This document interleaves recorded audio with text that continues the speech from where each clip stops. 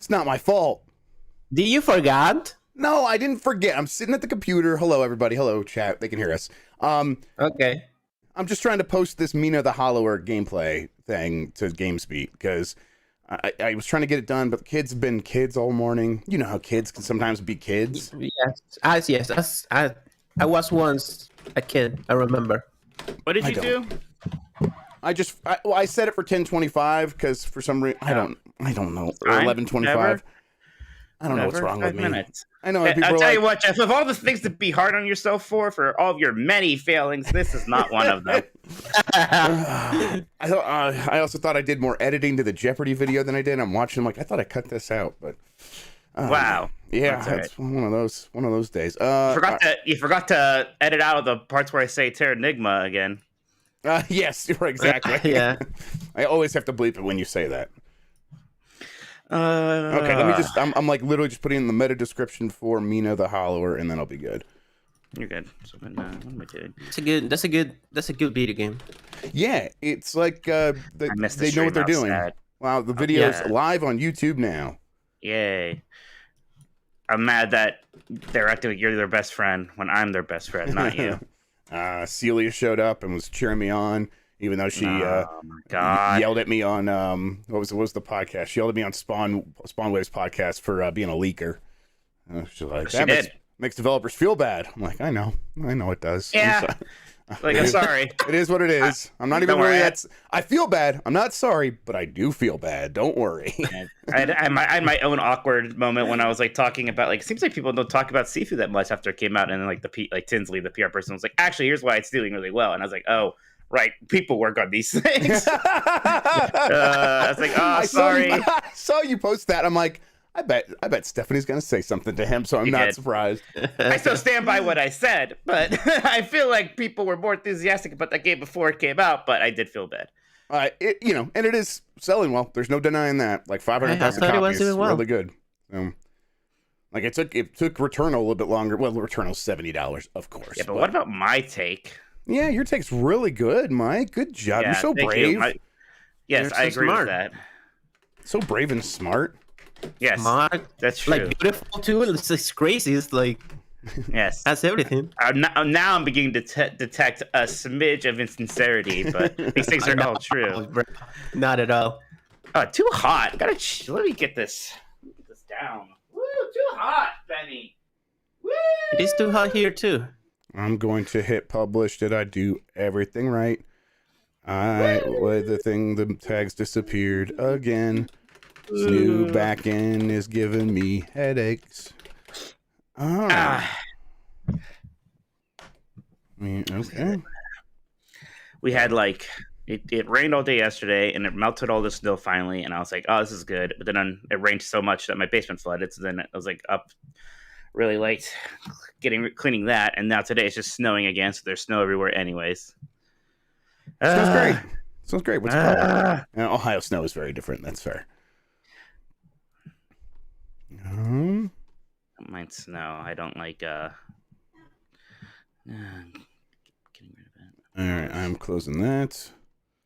I never could get Mina the Hollower working on this computer. This computer probably is just needing a clean install of Windows. I know. Who's dump the hard drive where this window is and just set it on fire and buy a new one.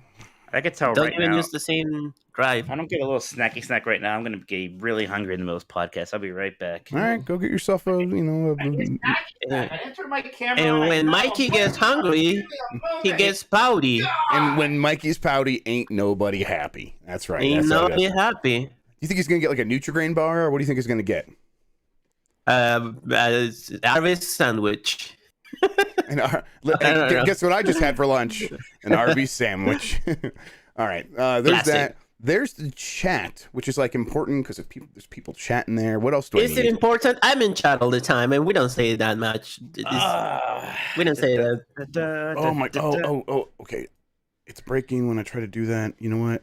Oh no, Jeff. You know what? I could just turn it off. Let me just turn it off. Stream is falling apart.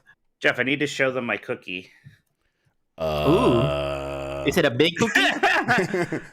Okay. Is it a big cookie? A small cookie? Hang on. I want to see your cookie. No. For some reason, it sounds dirty when you say it like that. Show me your cookie. Wait, why am I so I want to show little? people the cookie. Why am I so little? All right, there we go. Let's make Mike. Let's move There we Mike go. up a little bit. Here's my cookie. So a friend made me red mage cookies. Oh, See? alright, mage cookie. You're such a fucking fucking nerd. Yeah, you're jealous. Nerd. Red mage jobstone. All right. What do I put here? This is where I'm going to have the questions. That's and the rundown podcast. Tastes just like gingerbread, probably because it is gingerbread. And then Gingerbread, one of two good cookie flavors. Forums.google.com. Click on questions. I reset it last week, so we should be good. All right, activity feed. I've got the super chats up. And I'm ready. I think so. Well, let's check the audio. Now I need to eat my cookie. Oh, you let him eat his cookie while I check the audio and then tweet. We should tweet while you eat your cookie. Oh yeah, you should tweet. Yeah, you should tweet, and I will retweet it and add a pithy thing. Oh, okay. All right, Piffy. Let's see. I'm proud that I kept the anime reference to only one on the stream. I think if we were good to go back and look, I bet there's more than one. I bet if we No, it's just one. I bet if we really dig. All right, let's. Yes, that's right. I said 2 good cookie flavors. Maybe 3 if we count Oreo. There's Oreo. I don't like Oreo. There's gingerbread, and there's cinnamon. Basically, I don't really like sweets that much, and I just like the brown category of sweets. So things that are like ginger, graham, or cinnamon flavored. I mostly just eat brown food, actually. Started from the bottom, now we here. Oh, that's a good one. A side quest. Very good super chat. Thank you. We have to reach out to all of your famous friends and see who wants to be our next third for Jeffrey. Oh, yeah. Jeff. Pick some gaming luminary that I can embarrass. Okay. Get Gersman on the phone. Mm-hmm. I think Gersman would actually embarrass us. Actually. No, not him. Anyone else, though. I get Bacalar. Yeah, there we go. There we go. Bacalar had to Google Cloud Strife, so I think we might have a good chance to take him Oh, on. hell yeah. Yep. Oh, my I God. love you, Jeff Bacalar. If you ever watch that, I just thought I could be. He doesn't watch this. I know. He doesn't know what we're doing Our here. besties. We just team up to destroy Jeff. That's our. We just have to add up our scores. That'd be fair. He's got a baby. I don't know if he can play Jeopardy with a baby. The baby might have to play. Bacalar is not a luminary.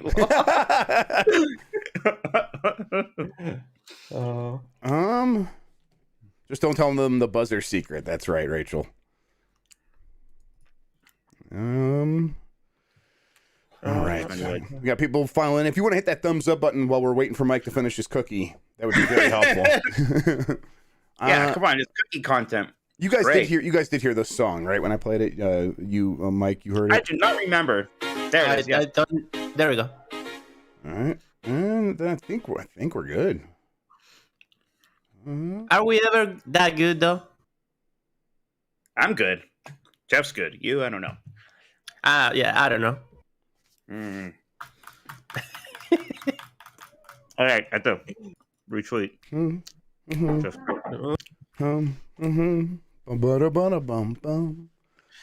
Finished my cookie.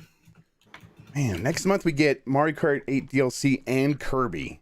It's gonna be a big month next month. I'm very excited. But it's gonna be bigger in February. Not like this month. Yeah. Yeah, not like this depressing gameless month. Let me wash that down with a nice. I'm so confused right now. Diet green tea citrus. I don't like This the gives me concept all of the washing it antioxidants down. I need. Antioxidants and vitamin C. Oh baby. I'm drinking Coke. Terms wash it down clean. And wash back. I don't like those terms. I just give me. What does wash back means? It's like when you're drinking a wash drink. Back is actually gross.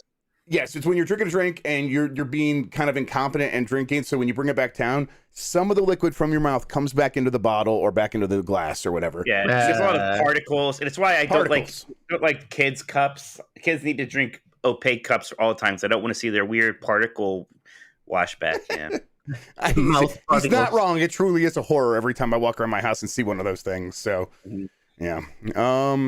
Disgusting. Yeah, I'm so sorry, Pat, you confused missed right the now, Chef.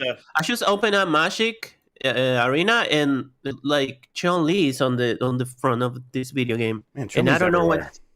what's going on with Chun-Li on everything. It's just what's how it is. It's a character economy now. Let's get this character into this thing, this and that. Used to blow my mind when the Jetsons met the Flintstones, and that was the same company. Now that's just everything. That's the inception of the metaverse. Mm-hmm. If you want to kill metaverse, you have to go back in time and kill the Jetsons meet the Flintstones. The Jetsons, yeah. VHS. All right, Christian, we're gonna get started. Thanks for your help. Okay. Mike, you have the stream elements open. I'm sure you do. Yeah. Okay, I'm good. Let's do this damn thing. Okay, I'm with Chun-Li. She's kind of basic. I'll say it. I do have a problem with Chun-Li. She's nowhere near as good as Cammy, the actual best Final Fantasy Street Fighter girl, and by a lot. So also like get it. You love butt cheeks. So many better. Makoto. Sakura's even better. There's a million better. Okay. I keep saying Final Fantasy, Street Fighter girls, and Chun-Li. I don't have that strong of opinion on. I was going to say Final Fantasy girls, Mike. You okay? We have to just start the show. I ruined it. It's not going to get any better. What about the mean one? There's like mean Chun-Li. 5. Jury's good. 4. Jury could hurt me. 3.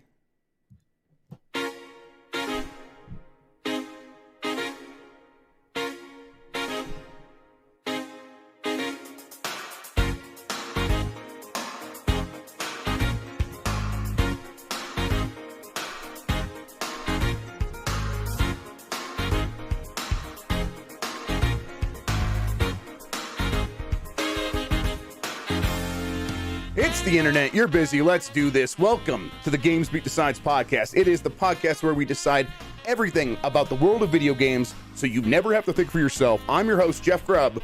With me is Mike Minotti. In today's episode, we have news, we have games. We'll get to all of that. Mike Minotti, how are you doing? Oh, okay. It's been rain and now snow and flooding and bad. I guess I'm good despite a lot of bad things annoying me. So yeah, I'm here. Let's go. I'm from Ohio too, so I know what the rainy, snowy slush is a problem. It's not a problem in Colorado. So now I'm like just very happy when it snows because it's just beautiful. Sure. You can go outside, go sledding or whatever, build a snowman. It's just all the fun stuff, and occasionally the kids get a snow day, and that's fun because they're still young and stuff. So it's good, but yeah, that rainy, slushy snow. Thinking Ohio, it comes and ice, and it doesn't really go away. It just turns into mud snow. Yes, mud snow or like weird sheets of ice. It's weird that we had this much snow coverage throughout all of winter, and then it finally got like rained away yesterday, and it like warmed up, and then just immediately started snowing again today, and all that rain flooded my basement, and I was up till like 5 a.m. unflooding my basement. Oh, fun. So what I really need to do is waterproof my basement better, I guess, is what I'm really saying. Very fun. Okay. We have a bunch of news. We can get into it, but first I want to thank everybody for joining us. You get more from Mike and me at GamesBeat.com. If you have something to share with us, email the podcast at GamesPlusPodcast@VentureBeat.com. That's still always the best free way to contact us. Thank you to Carlos Ayin, who is Insane in the Rain Music on YouTube, for the use of our theme song. If you're listening to this on the website player widget, you can subscribe to the audio version on Apple Podcasts, Google Podcasts, Spotify, and more. If you like the show, rate us on Apple Podcasts or Spotify, wherever you're listening. That helps. If you're watching live on YouTube, it super duper helps if you give us that thumbs up, that like button. It helps people find the show while we're live. Once it goes to VOD, it helps people find the show, so that's a big help. Join the Discord. The link is in the description. It's discord.gg/GameMess. Thank you to our mods who make sure the trains run on time, and one of our mods set up a Jeopardy game, which is live now for everybody on YouTube. If you want to go watch that, I highly recommend you watch that. I mean, I think you could probably skip this one. Wait for my signal to watch one. Yeah, you'll be waiting a long time. Support the show by supporting me at patreon.com/GameMess. That gets you to the secret channels inside the Discord. It's podcast producers, industry secrets and stuff. I have an industry secret that I'm not sure if I'm going to put in Grubb Snacks, or if I'm just going to put it in industry secrets. The thing with industry secrets is a lot of times it leaks, and I'm like not sure if that's how I want it to get out there. So what is it? Well, I mean, I could just put it to you here. Tell me right now. People like seeing me react to your industry secrets. Yeah, I'll put it in Slack. I'm also a child, and I need to know. Yeah, what is this secret, guys? Don't worry. I'll let you know how cool and how sexy the secret is. Good. Oh, he's typing. I see the thoughts. It's still very early, Mike, but it has begun. Like the talk, it has begun. So, pretty. That's good. It's kind of like necessary when you think about it, right? Because think about how else would we get one of those games? That's exactly what we postulated. This very thing could happen way back when. So it has begun. Wow. Okay. It's juicy, Reservoir Dogs. It's juicy. Yeah, I'll find a way to get it out to y'all. I'll probably write the story so it can go up on. GamesBeat one. Yeah, I was GamesBeat one. I'll write the story and they'll go up alongside the Grubb Snacks. Yeah, there we go. Fair enough. Okay, Mike, I have a bunch of news. I did my best to pare it down. We could probably start real quick with this Cyberpunk 1.5 update. They kind of actually released the game now, is what it feels like. Mike, do you have any plans to begin playing Cyberpunk anytime soon? Yes, actually. In fact, I was going to play it last night, but then I got code for something else. I started playing that instead. And then I downloaded the free trial on Xbox. And then, I saw a story somewhere yesterday saying how good the DualShock support is. And you know how I like me some DualShocks. And now I want to go install it on PlayStation. DualSense, DualShock, whatever it's called. Yeah. So yeah, I want to. At some point this weekend, I will get around to finally trying. I always said I was going to wait for that next-gen version. So, and there's even that free trial thing. I'm like, great, maybe that's all of it I will ever need to play. Maybe I'll get really into it and want to play more. Let's find out. Yeah, cool. I think a lot of people are going to be joining you. I think this is going to be like the unofficial real launch for this game.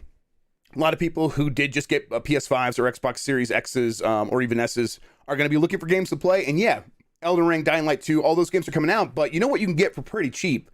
Probably secondhand is Cyberpunk 2077. Yeah. So it's like, maybe that's the way to go for a lot of people who are looking to save some money. It's probably not going to be on Game Pass anytime soon. Probably not going to show up in PS Plus or whatever anytime soon. So yeah, you go get it secondhand, and now there's this big long game that is has a decent amount of content and is finally in really good working order.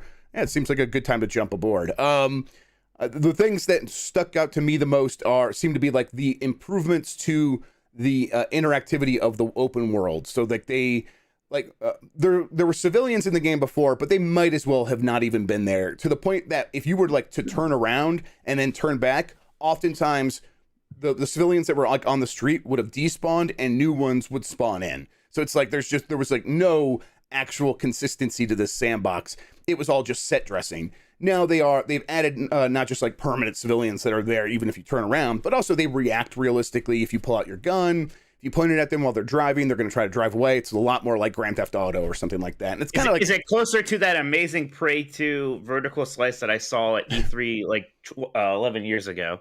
Probably not. I actually don't know if I've ever actually seen that vertical slice. Is the video out there somewhere? It must be. It must be out there somewhere. That thing ruled. It's probably still not even that good. It's kind of just meeting the bare minimum of a Grand Theft Auto open world. But at least they did get to that point. I'm that was a kind of a bummer for me because the world felt so dead, and I'm I just don't like moving around this place. I'm just going to go from one mission to the next because you see the city from a distance, and that's when it's at its best because it's it looks alive from a distance. You just can't go up close and try to examine it because nothing feels like it's actually existing. The next story I have here is Rusty's Real Deal Baseball's days are numbered. Oh, no. And that's because the Wii U and 3DS eShops are shutting down in March 2023. So they announced this earlier this week. And basically the thing is hey, the eShops on these stores where you can buy digital games, you can buy digital versions of games that came out physically. People aren't using them as much. We're gonna, a year from now, a little bit more than a year from now, we're gonna be shutting these things down. Here's your fair warning. There's definitely been some backlash to this because some people are hey, there are no other ways to legally buy many of the games that are available on these services. Rusty's Real Deal Baseball is actually a standout for me. I love that game, but I get that that one's probably not the one most people are worried about. There are people worried about trying to track down Metroid games because there's a new Metroid that just came out, and one of the only ways to actually go play many of the older Metroid games was to go get a Wii U and buy some Game Boy Advance games off the digital eShop store. I guess what's your take here? I'm not too surprised that they're shutting this down. It's just, I think the other half of that sentence is always, then provide us another way to get many of these games. And Nintendo doesn't seem like they're going to do that. And I've seen some people like misconstrued why people are upset. Some people are like, well, come on, do you expect them to keep the old video game stores open forever? And no, that's not people aren't literally upset that the Wii U digital store is going down. It's like you said, they're upset that it's going down and there's still all these games tied to that and to the 3DS. Like the 3DS had Game Boy games on its virtual console and stuff like that, and we still don't have that on Switch. And I think most of us are expecting to get that until maybe like summer or this fall. And then once again, we're going to be doing that slow trickle again. Yeah. It's just this frustration where there's, especially because Nintendo is so loud about anti-piracy. Like they put out a goddamn press release when they get a guy in jail for it. And it's like, well, okay, look, we don't want to do these things necessarily, right? Like if you made Dolphin, God, would I pay you for that? Right. And all those GameCube games, but you're not doing it.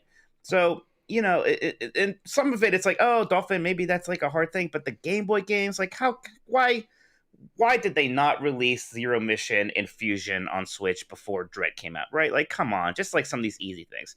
At some point here, Nintendo is going to need to make a better and a long-living back catalog solution here. Some kind of Netflix version of it, or Game Pass version, I guess, where it's just, here are, you know, all the games that we can offer, and it's going to be like that forever. And the thing that we built, it's going to work on our next thing, and it's going to maybe even work on this little $50 device that we'll sell you. I don't know. But there's got to be a better solution to this than, you know, we'll slowly release these things until at the point where it's a decent collection, that system's dead and also going to go offline in like 5 years. Yeah, I think I think that was a good characterization of what's happening and what people are upset about. It does still somehow feel a little bit different than what happened with Sony and shutting down the PS3 and Vita and PSP stores, right? Where maybe it was like the recipient was different, because Nintendo, it feels like Nintendo's not going to listen. So why would I even get mad? Is that what it is? The recipient is different. That's exactly, because the Vita thing was very similar, because there were so many PlayStation 1 classics and PSP games that were on there that you couldn't get anywhere else. But Sony would be like, oh, we hear you, blah, blah, blah. We talked about this before. Nintendo doesn't really care. No. They're just going to move forward. It was bizarre how they had that fact where they basically admitted, we know you're going to be mad about this, but oh, well. Yeah, and it feels like, that's why I'm like, the backlash has been, it's been out there, but I feel like most people are resigned to the fact that Nintendo's not going to go back on this. No. I mean, the Q&A, the fact that they put out about this was very much just like, yeah, we're shutting this shit down, and yeah, we have no plans to provide other ways to buy this. They just flat out say it, and it's like, okay, all right, Nintendo, you're going to be Nintendo about this. You are weird, and there's nothing we can do to change you, and we can't help but also show up for all your stuff, so you know you're going to keep getting money out of us, but it's just like, okay, fine. I'll say, hey, there's probably not a better time in history to figure out ways to play these old games in other avenues. There are so many good devices. There's so many great emulators. There's so much great hardware emulation with FPGA getting to such a good point with like the Mister project, things like that. If you people keep talking about that Odin, Jeff, I tell you what, I know I got a Steam Deck coming anyways, but I kind of like want an Odin now. Me too. I'm like, I literally was like looking at buying one last night. I'm like, if it was on Amazon, I think I probably would have bought it. I'm like, okay, I gotta go find the store, so maybe I can stop myself from doing it. But you're exactly right. Like, there are devices like that out there that can play everything up to a Dreamcast and to a GameCube. So and Nintendo, meanwhile, has this thing that is pretty powerful in the Switch when it comes to playing retro games. They obviously can run GameCube games. We've had emulated GameCube games released on the Switch, and like Super Mario Sunshine being an example of that. Wii games have been emulated on the Switch. It's possible they could do it. They're not doing it. And so at a certain point, if you have this like history of games that you missed out on, you want to check it out, don't hesitate to find ways to play it. Just go out there and figure it out. It's going to be fine. They just treat it like a public library at a certain point. And that's another year in Nintendo jail. Yeah, so be it. All right. As part of this, it does seem like they are making some concessions to the fact that some things will not like be the same. Like Pokemon Bank is a thing where, like, my understanding is it's a way to like save your Pokemon from like the 3DS era in an online library, an online There's a cloud. massive storage thing and also like transfer thing, and it used to have like a subscription of some kind to use it, which is interesting. And it's going to be free as of March 2023 because assumedly they're not going to be able to take payments for something on the 3DS anymore. Right, exactly. Okay. It's like, all right, at least they like weren't just like, oh, you can't pay us, well, we're not going to update it. At least it's like they're figuring something out there. Pokemon is important because it's kind of a series where the things that people have done in those games years and years ago still matter in the new games that come out, and it's very important to like recognize that. Oh, you're gonna was your butt hurt? Okay. Me too. Do you need a diaper change? Okay, all right. Mike's gonna play a little music for everybody. That's right. We got a diaper change tonight here. Somebody was mocking me because I only keep playing that one song over and over again. So we're not going to play the Shire theme this time, right? So, yeah.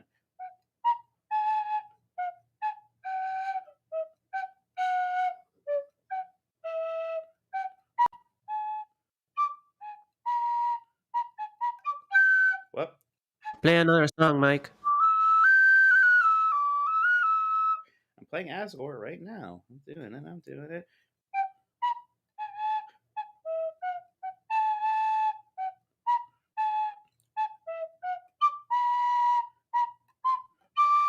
All right, that's enough of Asgore. That's enough Undertale for you guys, right? That's pretty good. That was nice.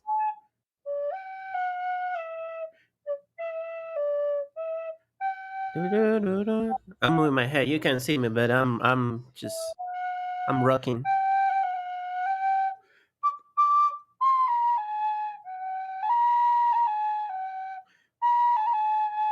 Kiss from a Rose. In my eyes.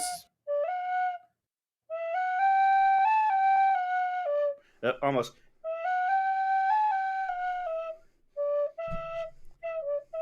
How about that, baby? Huh? On demand kiss on a rose. That was pretty good. I compare you to a kiss from a Oh, sorry. Continue. Thank you, Christian. All right. There is that Capcom timer that everyone is concerned about. Pretty sure it is an indicator of the end of the world. I'm going to tell people it's probably Street Fighter 6. Mike, what do you think? I think that you can't even talk about this thing without openly showing your indifference to the Street Fighter franchise. You like gave me kind of a hard time about it earlier this week. You were like, well, no one actually cares about Street Fighter. I'm like, yes, I don't mean it like that. Fighter. I just mean like the people who care about Street Fighter, and then outside of that audience, most people, I mean, all right, it's going to be hard for them to get excited about it. What's the Street Fighter 5, so I'm looking it up. I guess it was only on PlayStation and PC, right? And PC, yeah. I don't know. It probably did fine. Fighting games is niched down. Like it's like 5.5 million. So 6 million. Okay, it reached 6 million in November. That's good. That's great. Yeah, it's like so it's basically like it's the same thing as like Final Fantasy VII Remake. Actually, it seems to be tracking. Yeah, but not even. It probably didn't sell as fast, or was that like in a certain amount of time? That 5. It was longer. It was longer. Okay. Sure. But also it has actual DLC where I guess Remake had Intergrade, listen, I'll get back into Street Fighter with Street Fighter 6. There you go, Mike. I'm gonna be really annoying about fighting games from now on. This is what you like it. I don't think there's as much. I mean, there's a little bit of a downswing in fighting games right now, but it's not like that pre Street Fighter 4 era where the genre was like practically dead. I don't mean like I just mean like the audience has to find itself. It's like solidified in terms of what it is. And if you are outside that fighting game audience, it's easier than ever to not care about fighting games. It's kind of just my point of view. Sure, but there's a lot of successful genres like that. I mean, there's Battle Royale. You can say Battle Royale's that. The MOBAs racing games. Yes, absolutely. Game. Yeah, not really saying anything against the game itself. It's not going to be a Spider-Man for sure. Right. It's not going to be like Monster Hunter or even is kind of what I'm thinking. Sure, yeah. All right, so Battlefield 2042 is kind of been a little bit of a flop.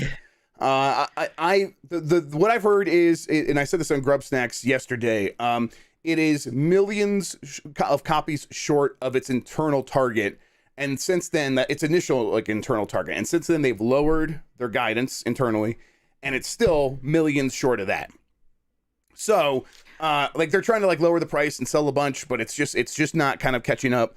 And so EA did an internal town meeting, an all hands meeting where they're trying to basically talk to like the troops and say, hey, here's what's going on at the company.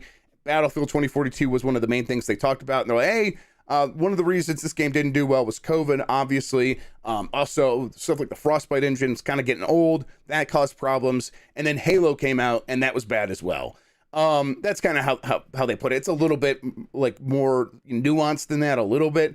But also, sure, like they didn't say like, also we designed some things poorly, and well, right. maybe they did. I don't know. I know that they probably put it like we didn't listen to feedback well enough. Right. Well, that's what what the whole thing was about, is saying that now we're going to listen to feedback. It's kind of how what this whole thing was saying. So similar to the World of Warcraft trajectory from like a few years ago. Right. Yes.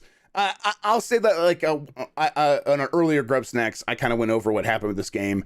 They didn't actually say what really went wrong, which is the game obviously wasn't ready, and they only gave it like a 1 month delay when it needed much longer. And also the game probably shouldn't have needed more time because it already got a lot of extra time, and DICE just couldn't get it into position as well. It's like there was problems at DICE, and DICE like should take some responsibility for it not going right. And there was definitely problems with the executive group just trying to get the game out in time so they could have a game for the holidays. It's both those things. They didn't say either of those reasons, and so it was definitely misleading. But also, it's a town hall meeting where you're talking to all the employees of EA. You're not going to be like, we fucked up and you fucked up. Like, that's just not how they're going to say it. Oh, I guess we're just a bunch of failures here. Right. It's like the Halo narrative is the one thing a lot of people are like picking up on as kind of absurd. And you're absolutely right. And this is the company that released Titanfall in a Battlefield around the same time as that Call of Duty the one time. Right. Yes, exactly. Like it's like they've done it to themselves. But I remember hearing when that happened, like when Halo popped up out of nowhere, people at DICE were really worried and upset. And the sort of like through the grapevine, it was like all the way up to EA executives were pretty upset because they thought, like, hey, we have a deal, like a co-marketing deal with you. Is this like a contract violation? I don't know whatever happened to that, but it definitely seems like they were immediately like, Halo's the reason we're going to fail. And like they latched onto it really quickly. Like they knew something was up, and they were very happy to have this narrative. Right. What's happening next with DICE then? Because they're not doing Battlefront. Usually when you have one kind of bad reaction to a game, you can sort of bounce back with the next one. Call of Duty does it all the time. This is kind of 2 in a row now for Battlefield. And like years and years apart because they don't make games as quickly as Call of Duty does. Is it really worthwhile to just try again with Battlefield? I mean, Battlefield is still like one of their biggest franchises. I just think, so to me, and this is something I think I wrote down and didn't get into too much. They just completely misguessed like what the value proposition of a $70 multiplayer only game was, I think. And it was sort of always doomed to have this uphill struggle, even if it was really good, because there's a lot of really good shooters and many of them are actually free. Many of them are actually yes. like Apex Legends. Yes, like Apex Legends. And I think that they are going to have to go back and work on a Battlefield that will probably be free to play next time. Right? Yeah. Like so, it's just not a good. Is it look? Go ahead. Is it free to play time or is it Bad Company time? Yeah, I think it's probably a combination. I bet there's going to be a real Battlefield follow up that is free to play, and then when they like, okay, how do we like follow up and like get people excited about the brand again? Let's do a Bad Company campaign, probably a remaster first, and then a real Bad Company sequel after that. I think it's break glass in case of emergency time, and that's Bad Company is behind that glass. Yeah, that's like cross faction stuff for World of Warcraft. That was the break glass thing there. Yes, exactly. All right, Zelda Majora's Mask is coming to Nintendo Switch Online on February 25th. Still one game a month with this stuff, but yeah, it's still kind of cool like when these things happen. These games are just big enough that I like care and think of like, oh, it's worth it putting in the news or whatever. Sure, right. I tell you what, that's not how I want to play Majora's Mask right now. It's the emulated version on Switch. Yes, that is completely fair as well. It's like I see that, I'm like, okay, I own the 3DS version and it's already installed on my 3DS. If I want to do it, I will go back to that one because it is significantly better with its edits. Sure is. Let's see. This is the thing that had a lot of people really worried. So, Final Fantasy VI Pixel Remaster hasn't come out yet, but they showed a clip of the train fight where you fight a train, and of course, famously, you can suplex the train. Just this little guy very good. jumps over, picks up the train, and then just suplexes him. Like, his name is Saban, but yes. Whatever. I think I renamed him to Mike Minotti. Who knows? I like that, actually. Actually, more of a Locke guy. You should rename Locke. Yeah, okay, fair enough. One of the problems, though, is during the suplex in Final Fantasy VI Pixel Remaster, the train did not flip upside down like it's supposed to, and people got real mad at Square Enix. And Square Enix is like, whoa, listen, this is from an early build. We're gonna fix it. We're so sorry. And it's like, that's the kind of thing where it's like, if that was broken, it's like, why are we even doing this? Why are you even making these Pixel remasters if that breaks? It's so important to the game. I don't even mind. What bothers me is that they were like, oh, our bad, we're going to fix it immediately. Whereas, like, everybody's been screaming about that font for what feels like a year now. And I can't imagine it would be that difficult to change. We know it's not, because some people can literally change it by going into the files and changing a number value. But so, you know, they're not going to fix the font, but yeah, don't worry, they're right on this train thing. Right. God. Yeah. It just, it's infuriating. It speaks to a lack of faith in what Square Enix is doing entirely with Final Fantasy, I think. But they did say they're going to fix this. Though. So big thing there. Right. You know, so there's a raid fight in Final Fantasy 14 that just is the Phantom Train, and it is so good in that. Of course, oh my it god, is. Yeah, of course, it's it so is. fantastic. You can't suplex it, but it's a really good fight. Again, what are we even doing here? Like fighting the other train, and it's like, ooh, it's good stuff. Elden Ring got its minimum requirements and recommended requirements on PC. There was like a little bit of drama with this. Like, they posted it and deleted it a couple times to social media. This post, I think, is still up, where it says the minimum required specs for your PC to run Elden Ring at a minimum settings is an Intel Core i5-8400 and an AMD Ryzen 3 3300X and 12 gigabytes of RAM. That's a whole bunch of RAM. And I think it, and honestly, that like an AMD Ryzen 3 3300X, not the most powerful CPU, but a pretty recent CPU. I think the i5-8400 is a little bit older. That's like 5 years old. I guess that's in the realm of like being reasonable. But this is a game that is going to run on an original Xbox One and an original PS4. And it was like, it was made for those. Right. It's not even like really made for next gen. Now, I think native optimized versions are coming out for next gen, but they made this game for that generation of consoles. And it's like, this is pretty rough. I think this speaks to kind of From Software's ongoing issues with optimization on PC. They usually get there in the end, but it's and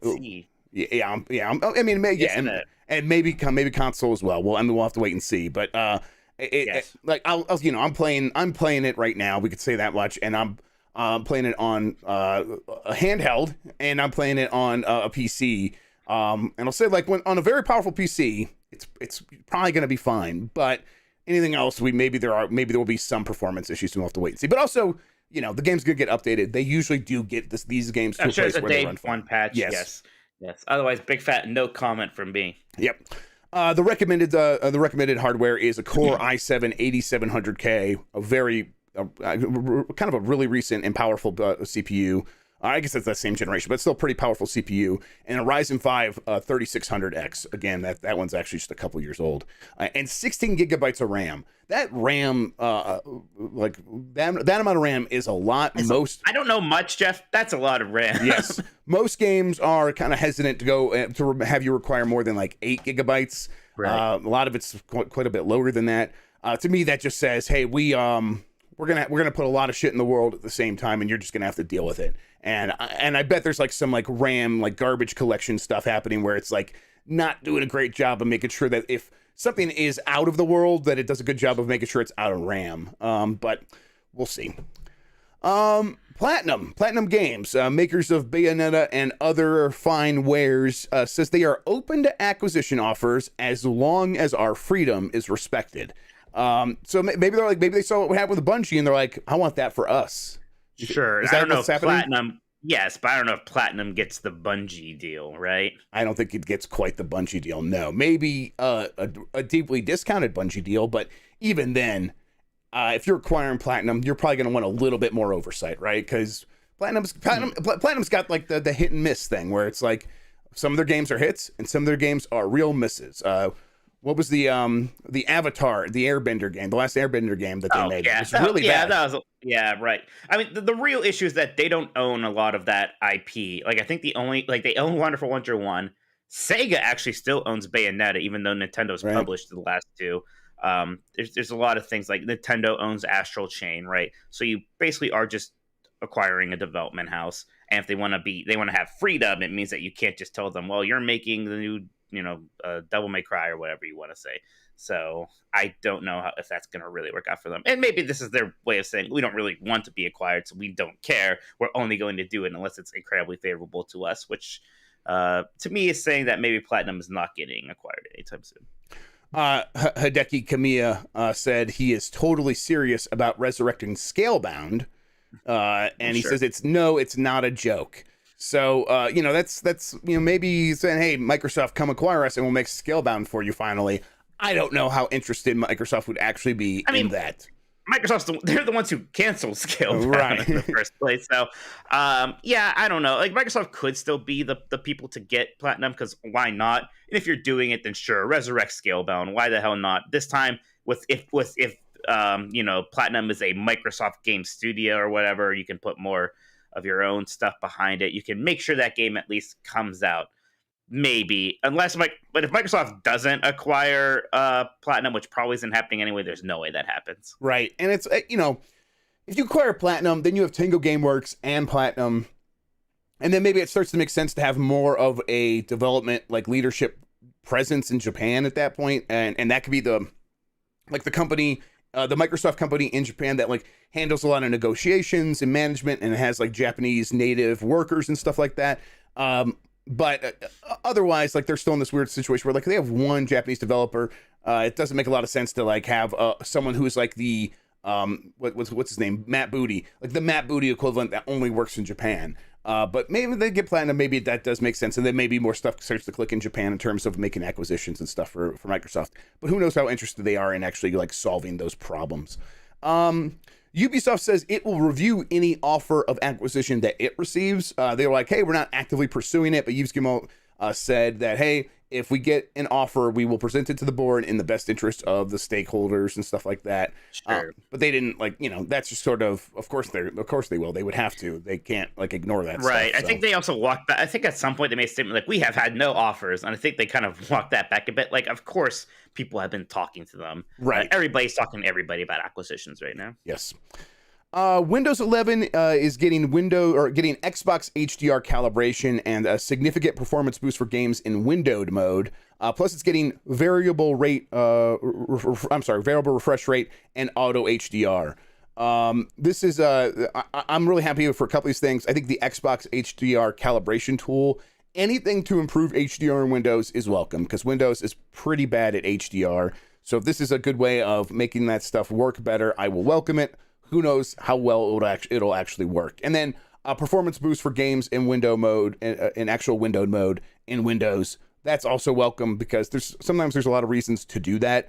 And you take a pretty significant hit if you're not running it in exclusive full screen mode. So, and some games have stopped offering exclusive full screen mode, which is wild, because it does run better that way. And so you kind of have to just accept for full screen windowed mode, and then you take the performance hits. So I'm hopeful that these things begin to address those issues. Windows should be better at games than it is. Let's see.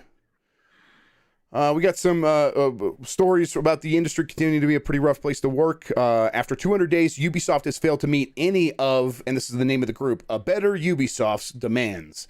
So they had a bunch of demands, and a Better Ubisoft presented them to Ubisoft, saying, hey, here's some things that we think you should try to improve. Ubisoft has not done any of them, but Ubisoft has begun giving some of its employees NFTs, Mike. Well, then that's even better. So what can you say? Can you even complain at that point? I don't think so. Come on. Are they the Gwyneth Paltrow NFTs or whoever? Yeah. You get one of those. Get a Goop NFT. There you go. There you go. Yay, we did it. Let's see. And then meanwhile, over at Activision Blizzard King, maybe one day going to be a Microsoft company, but as for now, ABK's lawyers are in court trying to tell a lawyer that temp workers are not real workers and should not be added to any lawsuit about the way ABK treats its employees. The court did not seem too convinced by this yet, so it seems like Temp workers will continue to be included in any discriminatory practice lawsuits that ABK faces, which is probably the right choice because, as far as I'm aware, like work is work. Kind of just seems like that's the way it should be treated. And then, of course, Bobby Kotick, meanwhile, has apparently set up multiple secret companies to help him more easily and secretly donate to the Republican Party. Just the least surprising thing in the world to me. Just, of course, he is. Like, it's just like, oh yeah, you found ways to do this more efficiently and secretly, and you're donating to the people that you also end up hiring at Activision. Of course, this is what's happening. I'm surprised it's a secret, to be honest.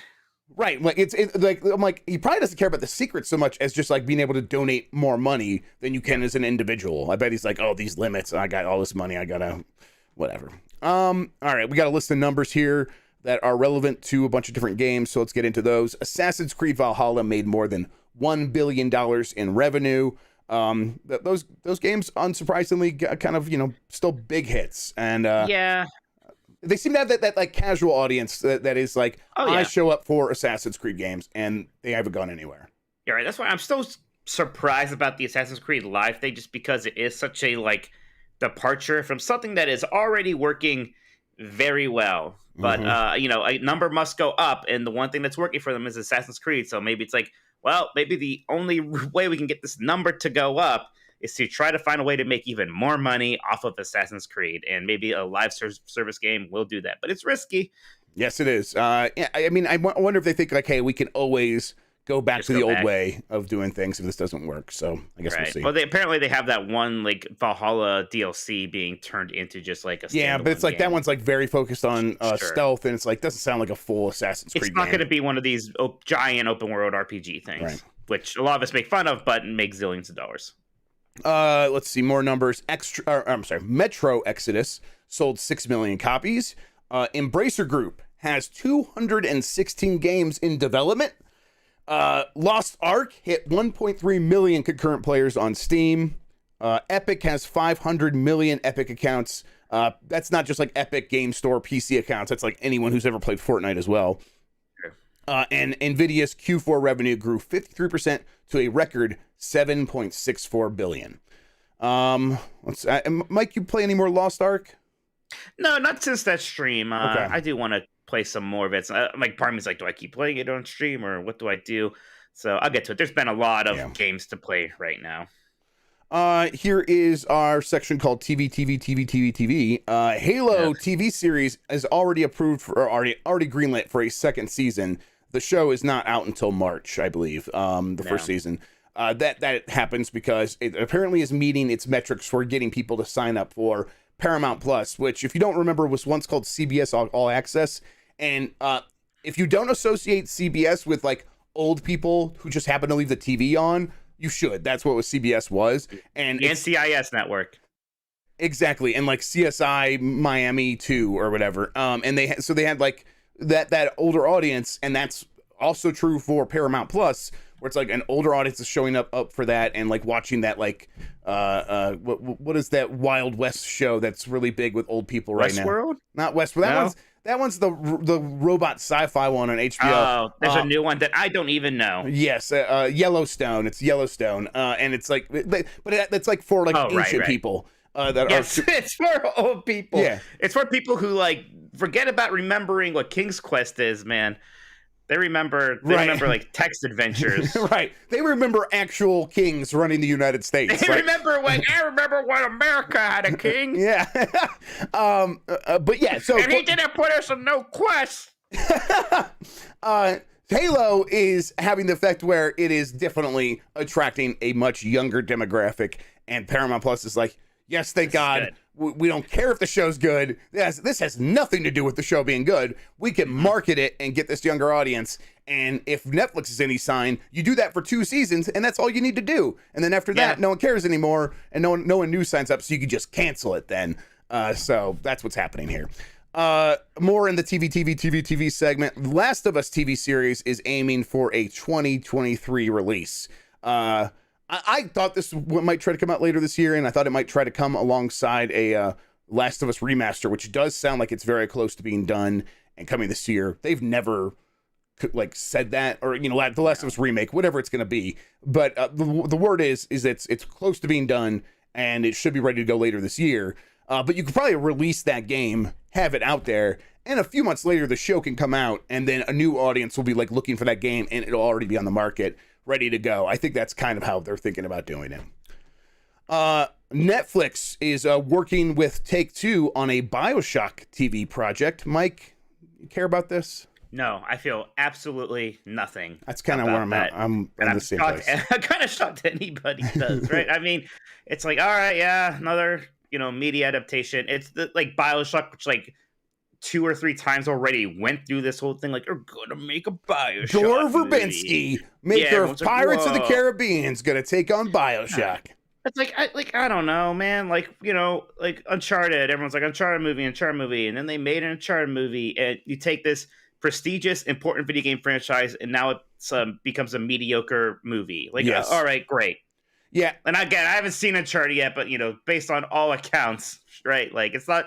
I mean, even the biggest fans are giving it like 3 out of 5. So that wasn't awful. Oh, great! Wow, that does a lot for that franchise. Fantastic. Yeah, it does sound like that movie's gonna make some money though. Right. So I guess maybe it'll work. I don't know. There was a weird time where it was like some weird validation, like, oh wow, now it's going to be a movie. Now it actually matters. Like, I don't care about that. Yeah. But you know me, I don't watch a whole lot of TV or movies anymore. Anyways, I just like to play the game. So in general, none of this stuff really matters to me. Yeah, and BioShock just has so many, I feel like, storytelling pits that people could fall into, and just like getting too hung up on like, oh, we're going to make an allegory for Ayn Rand. It's like, guys, we've been doing that in movies and television and games for multiple decades now. Please don't do another one of those stories. It's just boring at this point. But that's kind of, I think, what we're going to end up getting. We'll see. Maybe someone will surprise us.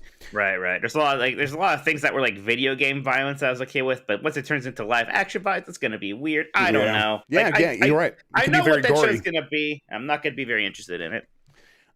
Sonic is getting a third movie, though. Again, the second movie's not out. They're already guaranteed a third movie, and a TV series based around Knuckles on Paramount Plus. Again, it must be attracting that younger audience, and Paramount's just like, let's go for it.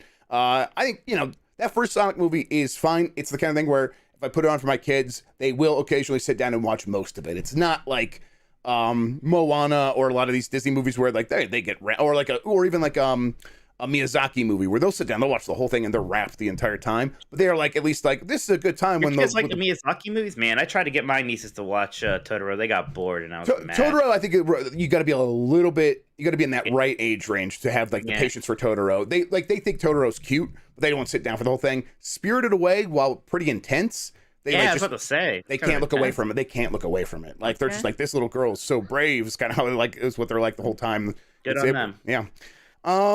And then, let's see, finally, A Life is Strange and Disco Elysium TV adaptations are in the works at Amazon. Amazon seems like the one that's like, hey, what's a weird video game? We just need content. We need IP. Content. Well, that's all it is. It's content. You saw the Super Bowl, like those commercials. You're right. We had less commercials for individual shows and movies and more content montages. Like, look at the content. We got content. We have so much content. Even the commercials themselves are like, we need IP. So here is a electric Silverado commercial, and it takes place in the Sopranos universe.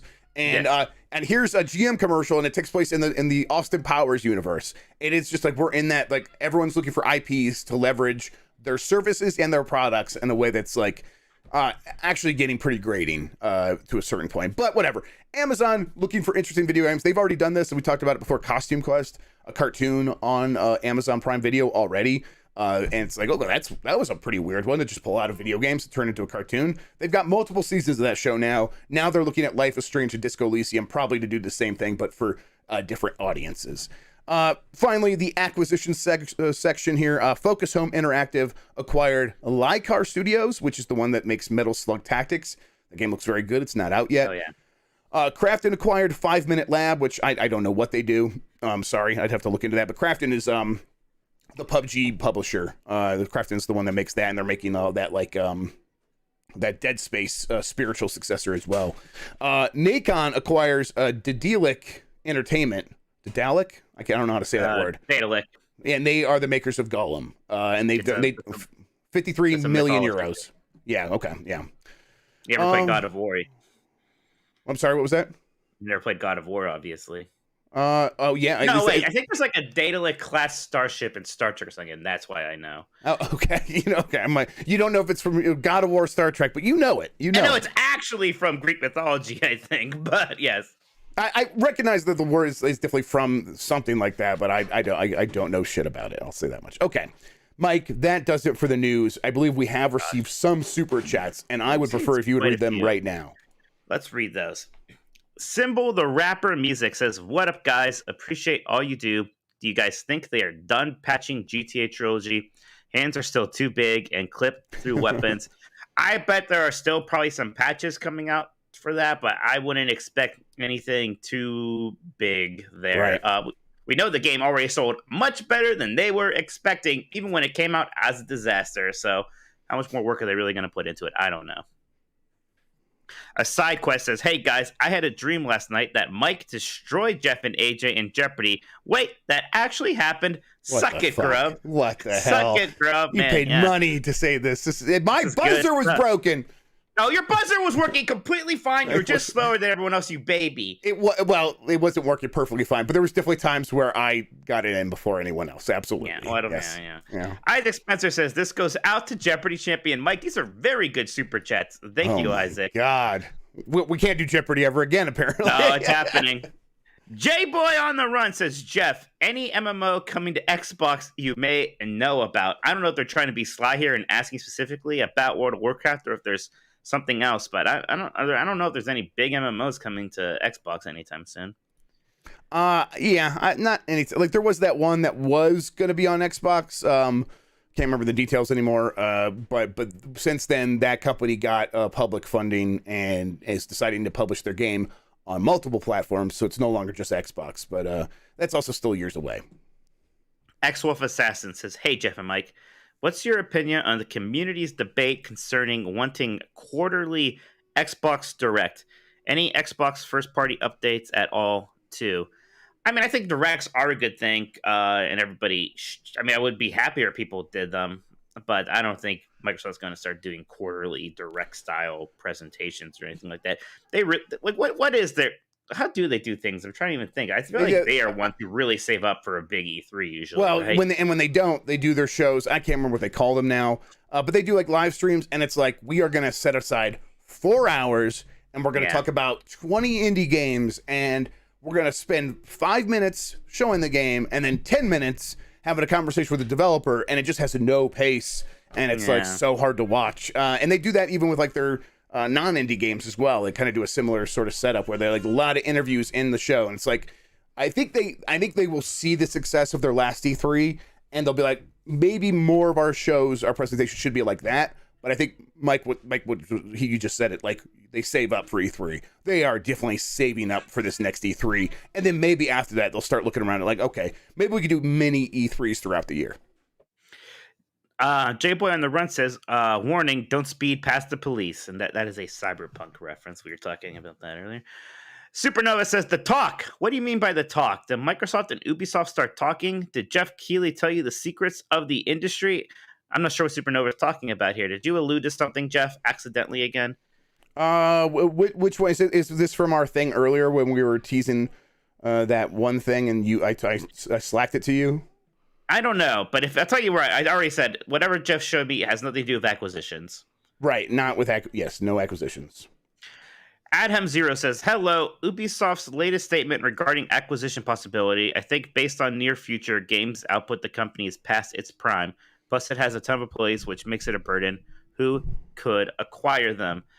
Who could acquire them? Probably like Microsoft or like an Amazon or Google or something like that. Maybe a Sony, but not. I don't think there are too many people who could acquire an Ubisoft. Yeah, and Ubisoft's pretty unwieldy. There's a lot of studios, a lot of employees, and it's a lot of like management style very specific to Ubisoft. That does make it seem like maybe this new Microsoft gaming initiative where they acquire the publisher, but then they let them operate as an independent thing underneath this Microsoft gaming label. Maybe it makes sense because you would need sort of Ubisoft to continue being Ubisoft. You wouldn't be able to integrate them with Xbox in any real way and keep sort of what Ubisoft was alive. So It's unwieldy. I bet Ubisoft doesn't get acquired. I bet they don't get acquired. I would also expect that, which of course means that they're going to get acquired. Right here, we're looking at the next couple minutes. Yeah.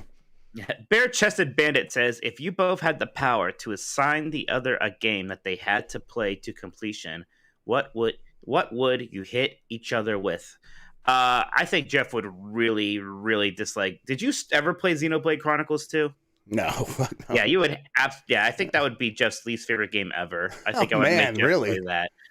Yes, you would not like that game. It'd be very fun. It's not like everyone's like, make Jeff play Kingdom Hearts. I like Kingdom Hearts. Right. I don't want to see Jeff bitch about that. Seeing Jeff bitch about Xenoblade Chronicles 2 would be pretty funny. Battle in Wonderworld would be pretty great because then I wouldn't suffer alone. But I'm gonna say Left Alive, which is another game. It's not The Quiet Man. It's not right. Battle in Wonderworld. It's the other complete shit game from Square Enix that is like a Metal Gear Solid clone that is just straight trash. And I played it for 45 minutes. I'm like, this isn't even bad in a fun way. This is just straight up miserable. So yeah, I would make them play that one. Jeremy G says, supply industry secrets the leak, and I will provide you all the answers to the Jeopardy question I submit ahead of time. Can't have Mike win again. You're not allowed to. It doesn't matter if I can't buzz in.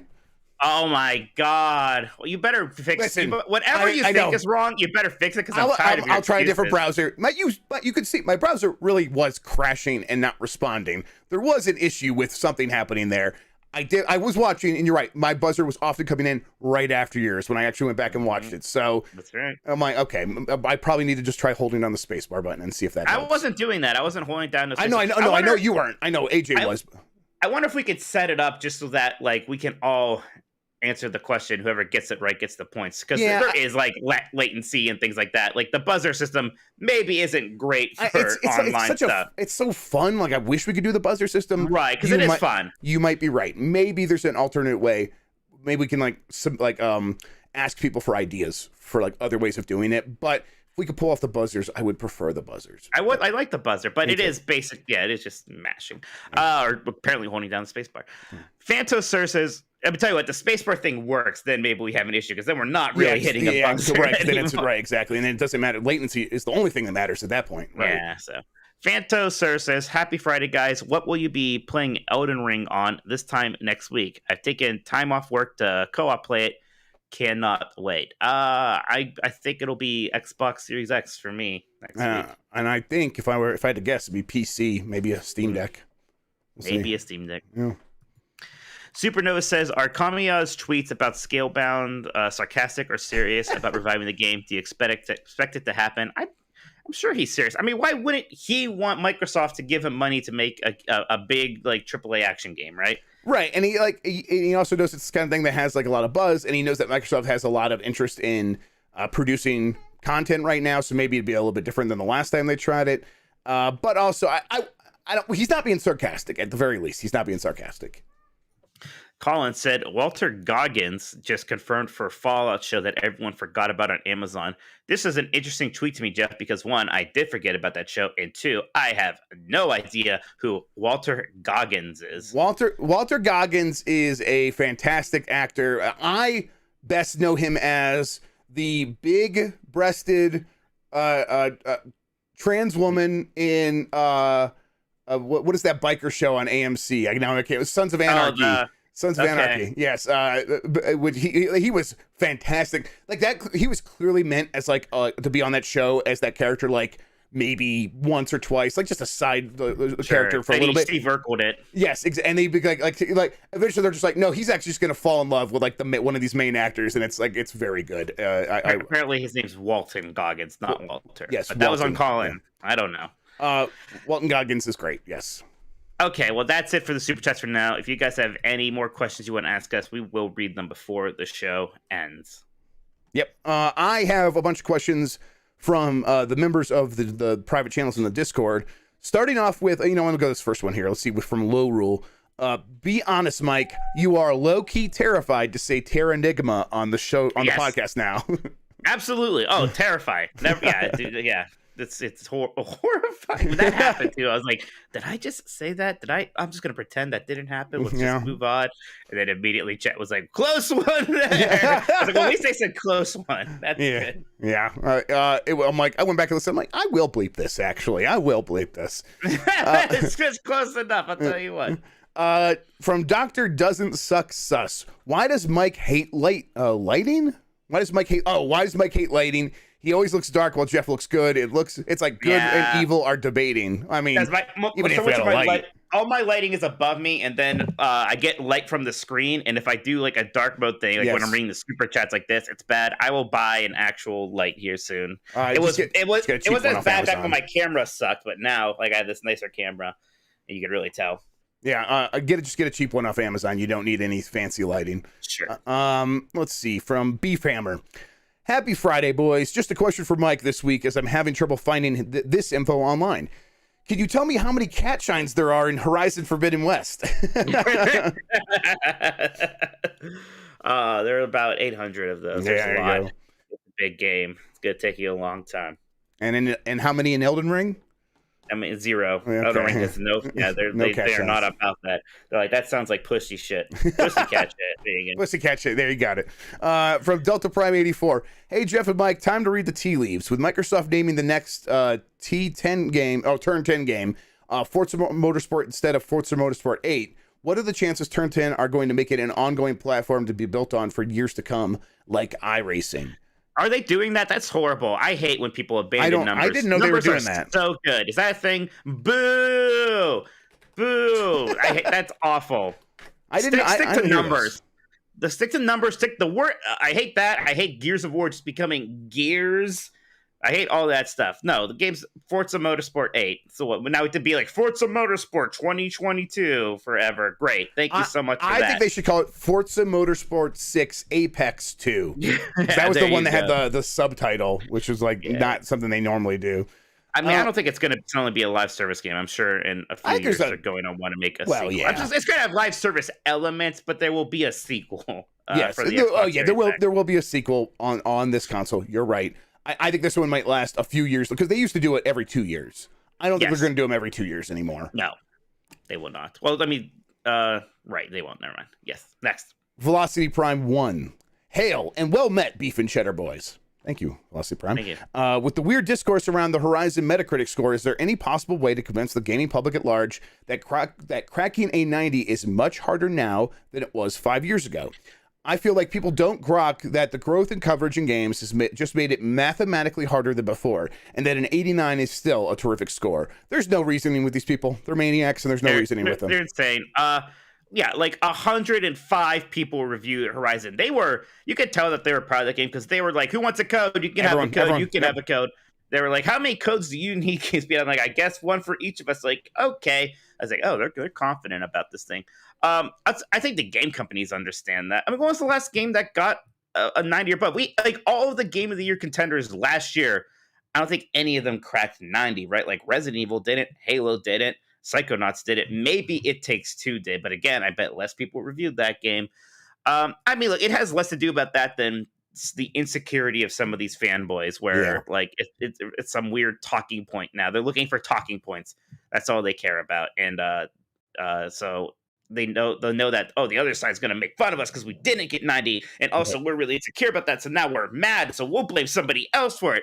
It's ridiculous. Anybody with half a brain understands that that's an incredible Metacritic score, and that they can use whatever brain cells that they have to realize that they will probably like that game if it's something that they think they would like anyways. Forza got a 92, is that right? Yeah, Forza wasn't even nominated.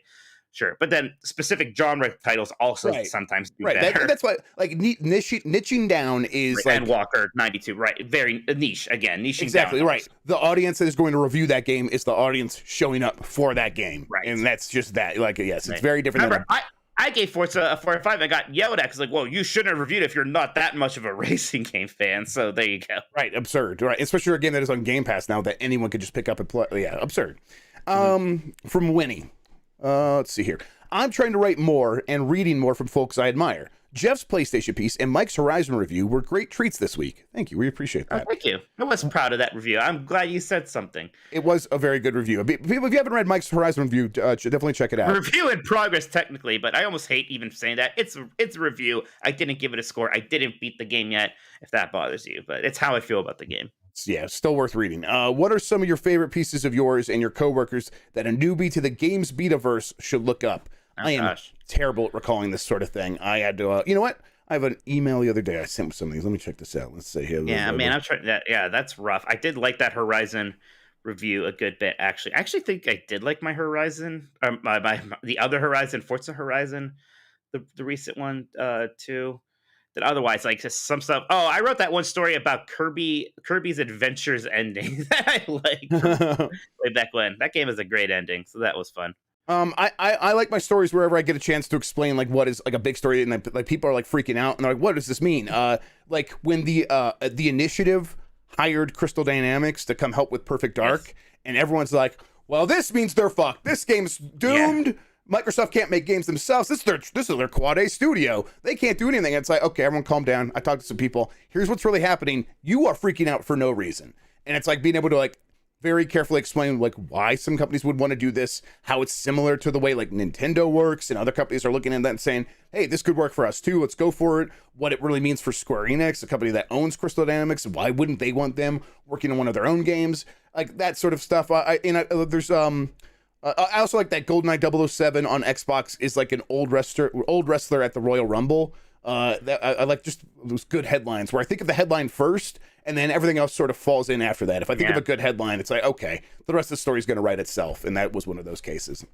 Man, Jeff, I've been having a rough week on Facebook just because there's a story going around with just like GoldenEye confirmed for Xbox, and like it's like a YouTube video. Then when you click on the video, it does not say that. It's just talking about the leak. But everybody's just sharing that link on my Facebook and be like, "Oh, it's confirmed." And I'm trying to be like, "It's not confirmed." My coworker's the one who started saying, but they don't like the truth, Jeff. They like the part where GoldenEye was confirmed. Yeah, you could tell because if you ever use Google News, the things that rise to the top there are just the lies. They're just the lie. Like website. Here's the real look of the PS5. It's the year 2019. We know what the PS5 looks like, and it's always a fan render, and it's always on my Google News. And no matter how many times I'm like, I don't want to see shit like this, they're like, well, here's another website that's also going to lie to you. I'm like, okay, thank you, Google News. All right, from Casual. Dear Bouillon Boys, many moons ago, I asked you what would be the worst song to pork to.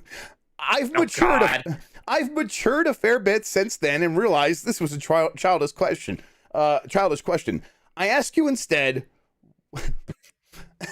what is the best song to pork to? Jeff's answer is just going to be the Cruise and Blast theme song. Cruise and Blast theme song, that's right. Yeah, there you go. I would say Indestructible from the intro song from Street Fighter 4, actually. The original Street Fighter 4. That's a good one. With Flo Rida coming in, dropping some beats in the middle. There you go.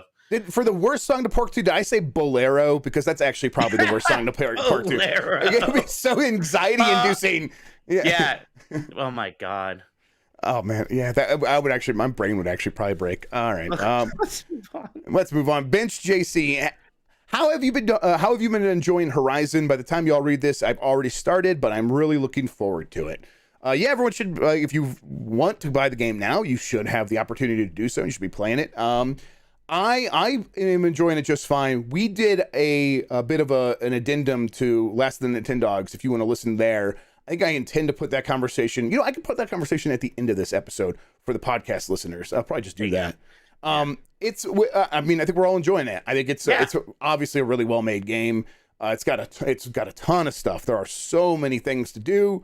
To the point where like if you want to just mainline it, you'll also be fine. It's like you don't have to feel bad because you're just going to stumble across stuff and just sort of end up doing a lot of fun variety of things and feel like you get a complete experience. And then if you want more is there.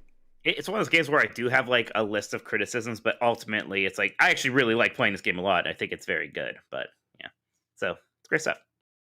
From Radu, aka Ogdo. Let's see. Hey, Grubberians, your Romanian correspondent here. Throwing the Russians as many mean looks as I can. Yeah, I'm gonna get there. They're right there on your doorstep, aren't they? Zeppelin got out. Zeppelin escaped. Well, she's on the other side of the Ukraine. Oh, now, wonderful, so. wonderful. Okay. Yes. Let's talk about the jump button and camera controls.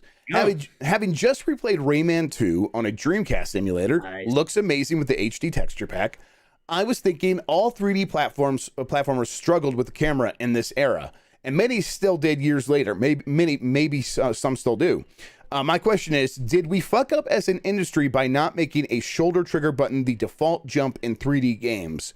A few games have done this, like Mirror's Edge, Dying Light, and certain Halo configurations, but in my mind, it would have made so much sense. Looking back, to have all those 3D platformers put jump on a trigger or a bumper, and it could have helped solve an issue that has plagued 3D platformers since their inception. Am I crazy? Am I? Much love. Have a great weekend. Gosh, I don't know. Especially back then, like in the Rayman 2 era, where there literally were only 2 trigger buttons. Rayman 2 probably had bad camera controls because there was no second analog stick. I assume it was one of those L and R move the camera things like Kingdom Hearts 1. So I don't know. I always say, Jeff, I'm like I said that in the upstate. I'm always like a chameleon with that stuff. I don't care where you put the jump button, unless it's like, as long as it's not like on the Xbox Duke Black button. I think I'm going to be okay. Yeah, I'm not sure. I'm not sure if there's giant benefits to putting it on a shoulder button. What are you thinking? I think that you put it on the shoulder button and you still would have had quite a few issues. I mean, Mike's right. Like, this is before dual stick on a dual analog for a lot of controllers, you put the jump on a shoulder button so that you have that second sticker available for the camera. So what I assume you mean, right? But what about just today, modern times? Like, let's should in Mario Odyssey the jump button have been RB or something? No, and I think what happened is that going through these growing pains, they realized that they needed to be very smart. Like, the camera a lot of times needs to have some smart AI. It's another character in the world. It needs to move around. Nintendo kind of understood this from the beginning, but the AI wasn't there. So they're like, listen, you are controlling 2 characters. We're going to show you the mirror, and you're just going to see, like, there's that thing that you're controlling back there is what you're controlling with the C buttons.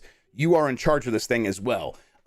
They needed to sort of like, okay, so it is 2 characters, but then later, like, okay, well, we need to take some of the burden off the player. So we need to have this camera sort of just do its own thing. And then they're like, okay, even if we do that, the AI is never going to be smart enough to always be looking where the character or where the player wants it to look. We should be designing games that work well with a 3D camera. And that's how you get Super Mario Galaxy and Galaxy 2, these games with rounded worlds where you could see a lot of the world all at once, and they're small, so a lot of the stuff fits on the screen at once. And it's like, okay, once they sort of got everything in place where the games were made for 3D cameras, the 3D cameras were smarter, and then also you had a good dual analog stick. At that point, it's like, okay, if I am jumping, I shouldn't ever need to hit the camera controls. I just shouldn't need to.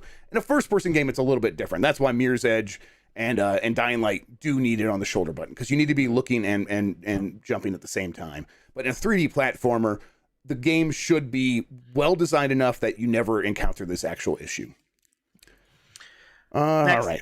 Yeah, Pablo Cos. With MVG working his magic to bring back some old games, Quake, Shantae, River City Girls, Zero, which titles would you ask him for personally? MVG, if you're listening, please try to bring back 1989 NES Teenage Mutant Ninja Turtles.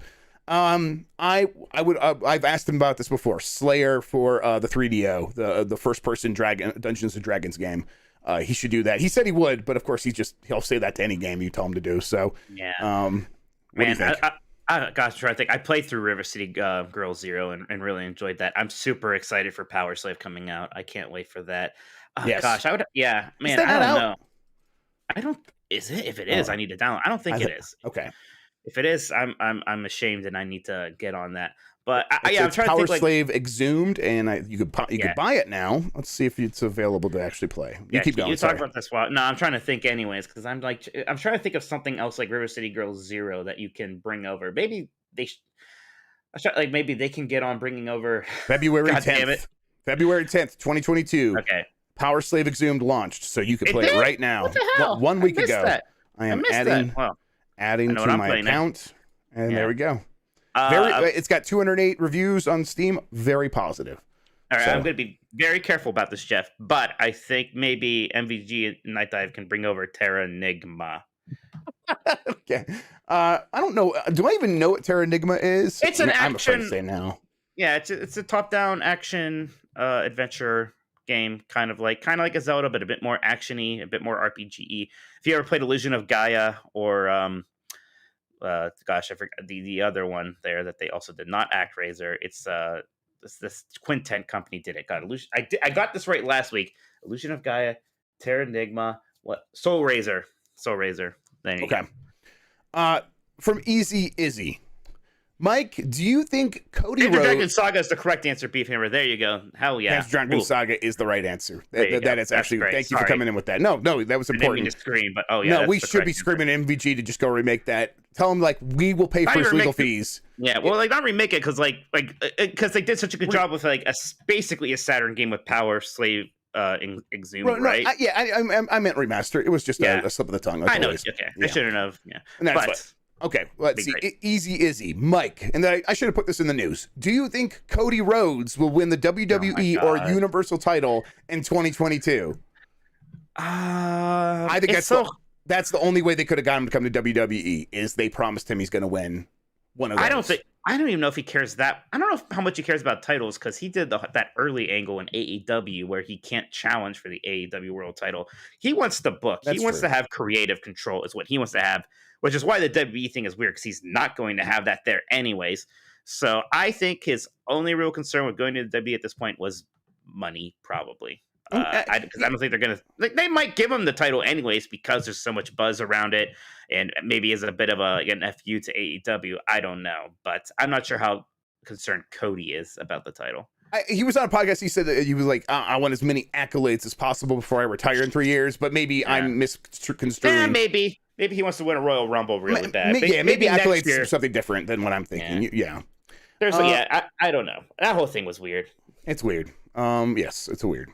Wrestling is weird, Mike. I think that's true, fair to say. Actually.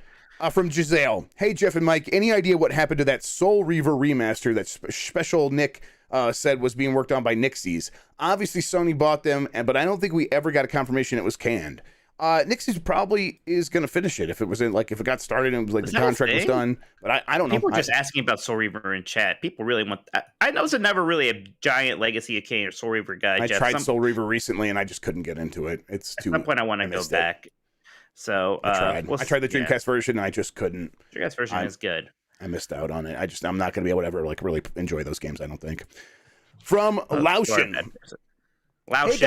Hey guys, hope you are doing well. Jeff, you were streaming Mina the Hollower last night and you mentioned the platform. Is the platform worth getting as a console player since I have friends that are not on console? Okay, so you have friends who play on PC, basically, is what you're saying, and you're wondering if the platform is worth getting. I'll be able to talk about this more soon. I kind of can't really super duper get into the details yet, but I promise I am going to cover that thing from every possible angle. And I'll say that if like you are primarily a console person and you're looking at PC gaming, I don't think there's anything wrong with getting a handheld PC, especially one that is powerful and affordable. So, yeah, but like I can tell you, yeah, go get one. You're gonna have to wait. Or you're gonna have to buy one from someone who got a pre-order. So, that's just the boat you're gonna be in, no matter what. From VJ Incoming. Happy Friday, everyone. Jeff and Mike, choose a VTuber persona for each other. You could be a person fused with any sort of animal, mythical creature, or other similar gimmick. All right, so Mike is going to be a talking cheeseburger with googly eyes and no lettuce, no tomato, just meat and cheese. Jeff's just gonna be a pile of shit with like one of those waxed lips just kind of stuck into it. It doesn't move. Waxed lips? Yeah, sounds just emanate from him. But yeah, Jeff's just gonna be a bunch of shit. It's gonna be dripping, and it'll be like Pizza the Hut from. It'll be vile. I'll be on Twitch for just a matter of minutes before I get banned. Of course, yes. There you go. From Keywork. Sup, beef and cheddar homies. Do you all think that Microsoft Gaming might have the COD studios move on to create new IPs for Game Pass? I can't help but feel as if Microsoft Gaming stating it would be multi-plat to avoid regulation is a ploy to have them all move on sans Warzone support. P.S. Mike, I'm going to snag a Figment bucket when I go back this weekend. You want one? Yeah, I would want. If you could get a second one, I'll pay you for that. Absolutely. But anyways, Jeff, I feel like Treyarch, Infinity Ward, and Raven are still going to be working on Call of Duty. As much as, as stupid, as awful as it was that they turned all these other studios into support studios, it was clear that the Call of Duty machine needed more fuel. Yeah. So, it needed more human bones to fuel its machines. Right. So I don't think they can get away with being like, well, Treyarch, you're going to make a new IP for us. I just don't think that's in the cards for a while. Grease the gears of development with the blood of workers. Yeah, even Raven. Raven may not be in charge of its own Call of Duty again, but they're going to keep on helping. Yeah, I mean, Raven's going to probably keep working on Warzone, almost certainly. I think Infinity Ward, probably just going to be Call of Duty. If any of these studios, get out from underneath and are able to do something else, it'll be Treyarch. They have a history of doing other things other than Call of Duty. They did like a James Bond game and stuff like that. There's a chance maybe Treyarch is given the chance to spread its wings if it wants to. But I think the most likely scenario is those primary Call of Duty studios will continue to be Call of Duty studios. Yes, I agree. From Epic Open World. Hello, Jeff. My buzzer does not work, Grubb. That's right. And Mike, refer to me as a level 90 Red Mage Minotti. That's also right. What is one surprising long shot announcement from each of the platform holders you think could be announced this year? Right, that's interesting. So, okay, I'll start with Nintendo. What's a surprise? I think Mario Odyssey 2 is going to be announced this year. I've been saying that for a bit. Yeah, is that a long? I mean, okay, you know what? I'm not gonna try to be like, what's really a long shot? That's your answer. Sure. That's fine. I'm gonna say F-Zero. There's a chance. I'm gonna say they're gonna do it this year. You're right. Maybe that's more long shotty. We'll say F-Zero. Well, it's weird asking for a long shot that I think can actually happen. So yeah, right. Like, I get it, but I think F-Zero could actually happen. Whether or not it's this year or 5 years from now, I don't know. But at any time in the next 5 years, it could happen at any moment. Let's see. So what do you think about Xbox? Yeah, Xbox. I'm trying to think because it's like there's such a known quantity at this point, right? And there's so many of their games have been announced. It's like, what are they going to really announce this year? It's probably just going to be the next Gears of War. Which, of course, so how exciting is that? I mean, that studio is working on a smaller, Coalition is working on a smaller game first. That's right. That's right. So. You're right. So I don't know. Maybe that smaller game is going to end up being Crimson Skies, and I'll be happy. Yeah, maybe something like that. Yeah, one of those older franchises could get the time sweeper. Yes. Oh god. Of course, you got to rub it in. And then PlayStation. It's just Jumping Flash 3, right? I would hope. Again, PlayStation has been playing it so safe lately. Didn't the Gravity Rush guy just say he wanted to make a third one? I'll just say that they're going to let him make a Gravity Rush 3, which I don't actually think is going to happen, but I sure do want it to. And that is like the right way to say it. They'll let him do it. Like, we're going to let you out of game prison, let you actually make what you want. Fine. Did you see there's like that PlayStation Studios thing that they're showing in front of Uncharted with like just a bunch of characters, and I like that Astro was in there actually pretty prominently. I'm just excited for that next game to get announced. I assume it'll be for the next VR thing, but still, right? Yes, we just want more Astro. Yep. From Pappy Wappy. Jeff, what are some hurdles to face when it comes to ADHD and games? How do you overcome these hurdles? Love the show and appreciate you giving visibility to ADHD. Yeah, I mean, I'm very visible, and if you just watch me, you can tell that I have it. I'll say that it's very hard to get into some games, and you have to overcome those hurdles of like, if I get over the hump, I can get into it. But also, I've gotten to a point in my life where I just don't sort of fight it anymore. If a game isn't clicking, that's the game's fault. I'm not going to beat myself up about not being able to get into a game anymore. There are games that really do work with my brain in terms of like providing the right levels of incentive and stuff to look forward to, so that I feel a good dopamine rush. And you know, I've just turned to finding more of those games. So it's like, when a lot of people are praising like the big polished games, I'm like, I'm glad those exist for you, but I am probably going to be over in the weird stuff on Steam, because I never know what I'm going to find next. And, you know, it might be a snow runner or something like that, where it's like just trucks getting stuck in the mud, and I have to spend 2 hours figuring out how to solve this problem. Something about that is just super satisfying to me. So I think that's the biggest thing is, I try to treat most of my problems like a matador, where a bull is running at you, and yeah, you could, like, that's an issue, but maybe you should just step aside and let it run past you instead of trying to like fight it head on. That's kind of that's my biggest advice. Man, I think Xenoblade Chronicles 2 would have absolutely destroyed you, especially back when it came out. When it's because it had like the gotcha thing where you had to like open up like your blades, which are like basically the weird women with the giant breasts, Right. and and you would get like 30 of them at a time. And each time it was a very long animation to Oh open no! these things. Yes, that would have killed me actually. I think after I beat it, they finally patched that. But oof. Next, 30 big-breasted women blades at a time. Well, so a lot of them, like most of them, would be like wireframe bad ones, and you would that you would never use, so it was a waste of your time. Oh, and good. Then you would hope to get one of like the actual ones, and they would maybe be. God, it was an awful system, and I'm kind of shocked the game got away with it. I'm just gonna play Power Slave instead.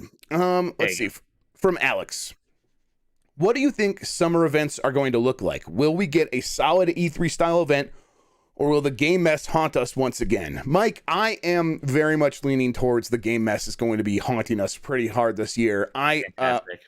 From what I heard from like out of EA, there is no planning happening for an EA Play right now. They are not planning like a summertime E3 style event. Now, EA hasn't been on E3 for a few years, but they have done their own EA Play. For many years, it was just down the street from E3. Come to Hollywood, and we got our we have our own event going on right now.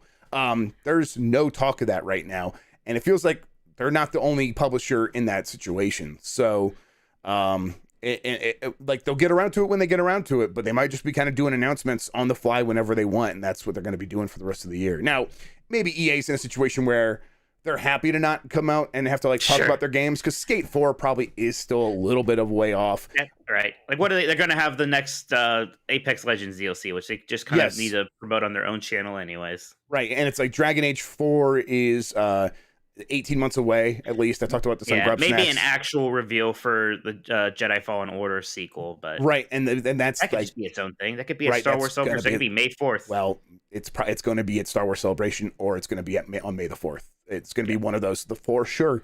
I can tell you that right now. One or the other, it's going to happen in May. There you go. Sometimes accidentally gets scoops out of Jeff. Yeah. So I think beyond that, it's like they don't have Dragon Age Legendary Edition in the works. They're not making that game. So they probably just don't have a lot of stuff to put together, and they're trying to skip it. And we'll see if a lot of other publishers are in the same bag. Same bag is not a saying, but it is now. From Screaming Madden. I know I'm a week late for this, but holy crap. I think my question about reviving and HD remastering inactive Bandai Namco IP sort of willed one of your answers into existence. Both of you said HD remaster Klonoa, and we were getting remakes of Klonoa 1+2 on July 8th on Switch. With both of you saying revive Ridge Racer 2 weeks ago, did we will a Ridge Racer into existence? I don't know, but it's fun to think about. We better have, I tell you what. We're tapping into something in the universe, I think. So we're willing into existence, or we can just feel that it's happening, one or the other. I'm gonna play some Ridge Racer Type 4 right now. Holy crap, game is so good.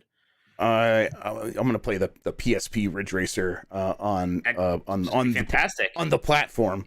Oh god, we can do that. I haven't played those ones. Supposedly they're great. Yeah, and that Odin, of course, is very good at PSP as well. So I'm like, I gotta stop myself.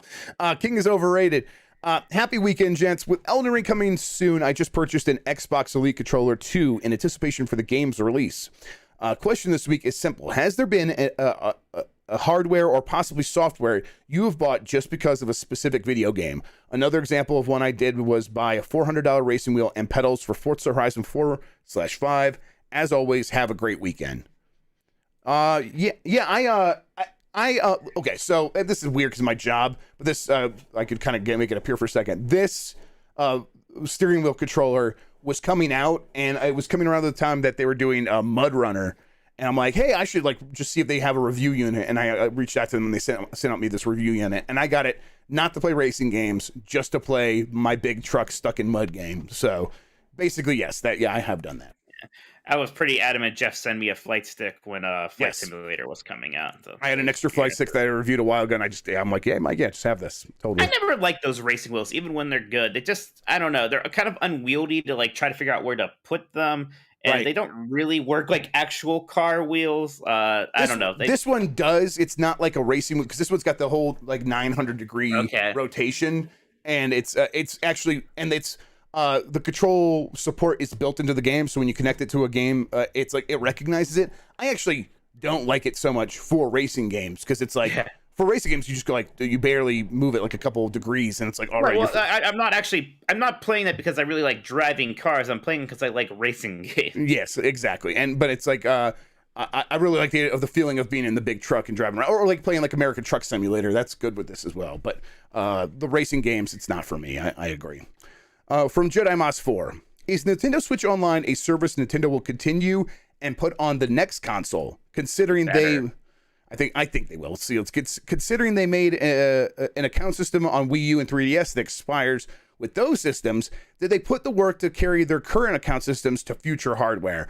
I think that now that they have like this subscription service, and they don't want you to cancel and have to resubscribe to something new, they will keep this one going. Yeah, they better. I mean, in general, with all of these things, right? It should be like Game Pass, where when you get the new system, it's just still that thing. I think everyone's tired of these resets, right? It's because, I mean, it's ridiculous. Imagine if every 7 years you had to get a new version of Netflix and it started from like ground zero again. Yep. No, they can't keep getting away with that. Nope. And it's like, it's not good for them. Like they have all these subscribers. You don't want to reset it. So yeah, I mean, that's why Sony's so profitable right now, is because they drifted into services and it's really paying off. Last question from Danger Man Leet. Late question, but I wonder with Intel's investor presentation and roadmap, if successful, if we end up seeing Intel's foundries fabricating either Microsoft's or even Sony's next-gen console, i.e. PS6, rather than TSMC, which is the Taiwan Semiconductor Manufacturing Company. Especially since TSMC can be limited, especially the hungry hippo that is Apple. So TSMC is always very busy. One of the reasons there's a chip shortage is because TSMC is in charge of so much of that, and they have to make the chips for, like, AMD designs their chips, and then TSMC makes all of AMD's chips. But those chips are also like the ones that have to go in Xbox and PlayStation 5. So like it's going to be in Ryzen CPUs and Radeon GPUs, and then the PS5 and then the Xbox, and then there's a bunch of other stuff that use it. And then yes, Apple is on TSMC's 5 nanometer before anyone else. So no one else is getting the advantages of the 5 nanometer. That's going to change later this year. There are a lot of problems with TSMC being like the one company everyone goes to, the one company that hasn't traditionally used TSMC, even though there's like Samsung in Japan and stuff like that, or there's a Samsung foundry, not in Japan, it doesn't matter, Samsung foundry that some other companies use, but mostly it's TSMC. But Intel has their own foundries, and they've made a big deal about that. And now they're opening one up in Ohio, I think, and they're doing that with like government support. Yeah, it's a massive undertaking. I think that there's a chance that could happen, but what's more likely is, what do we love to manufacture in the United States? Like, does anyone have a guess? Weapons. We make weapons in the United States. We make weapons for war. Those chips will go into missiles. Those chips will go into tanks, and those chips might go into cars. They're almost certainly not going to go into video game consoles. So that I'll probably say no, but who knows? Maybe I'm wrong. Just imagine the same chip that's inside your PlayStation 6 could be the one winning piece in the Middle East. All right. That does it for the questions from the community, Mike. Did we get any more super chats? We did get some more super chats. Nat Pie says, any surprise Microsoft game first party you expect to be released this year, excluding Forza, Redfall, and Starfield? Man, this year, I feel like we know what's coming out this year, unless like it's something weird and like one of Double Fine's smaller projects, right? That they used to make a lot of until they really went all hands on deck with Psychonauts there for a while. Right. Or maybe that Coalition, like smaller game you were talking about, but I don't know. No, not this year. So this is the thing I've tried to like really put out there repeatedly now. This year for Microsoft is going to be kind of what you just listed. Forza, Redfall, and Starfield. That is this question, right? I'm looking at the right one, Mike. Yes. Forza Motorsport 8, Redfall, and Starfield, and then there will be some smaller things like we were expecting something like Stalker 2 that got delayed till later this year. Really, I think that we might get GoldenEye 007. I wrote a story about this. Yeah, so GoldenEye 007 will come out, and that'll hold them over till E3. But really, now the Activision news is going to hold over Microsoft till E3. Mm-hmm. And then at E3, we'll get the breakdown on Starfield, and then it'll be all Starfield marketing all the time until that comes out. But that is mostly this year. There's just not going to be much surprises beyond those, other than maybe spending some of the money it has on getting third-party day one Game Pass games. But from first party, it is those 3 games. Next year is going to be the big year, and we'll see about a lot of those games at E3, I expect. Supernova says Pizza Hut's Super Supreme with cheese tips or cheeseburger from Arby's. I don't know if he's joking or not, but Arby's does not have cheeseburgers. That's a blasphemy right there. Come on. I mean, he did the like crying, laughing emoji after that, so I know he's just messing with us. But even still, well, I feel messed with. I tell you what, Afro Ahmed says we know of Square's Switch titles through July 2022. Could the Pixel remasters be coming to Switch in the fall of 2022? I mean, it's like they should already be on there. So I don't know. It was supposed to be early this year. Then Final Fantasy VI got delayed on PC and phones.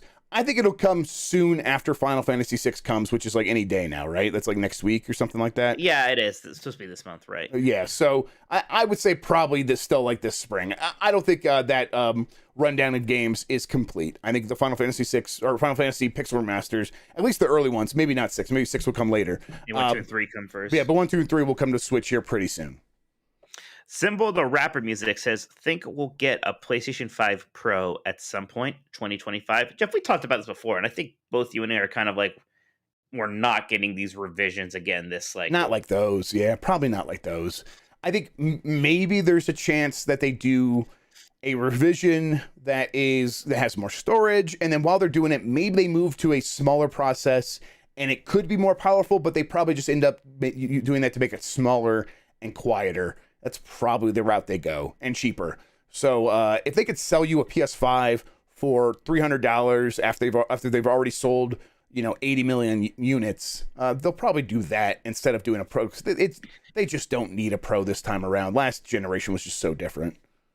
J-Boy on the Run said, man, he's just asking this again. Any MMO news for Xbox, Jeff? I'm desperate. Man, Jeff is not the one to ask about MMOs, unfortunately. That is exactly right. I was going to say the same thing. I am not the one. I'm not into MMOs. I'll say that there's at least some interest at Microsoft in investing in that stuff. I mean, they were planning to do that with the, again, I can't remember the name of the game, but so that means that they're willing to put some money into that stuff. And they're like the one company that's like doing like RTS on console. So they like, to me, it seems like they might be like also willing to put some of these more awkward MMOs onto console. But really, if I were them, I would be trying to focus on Final Fantasy 14 if that's at all like something that's in the cards, which it probably isn't. Probably is not.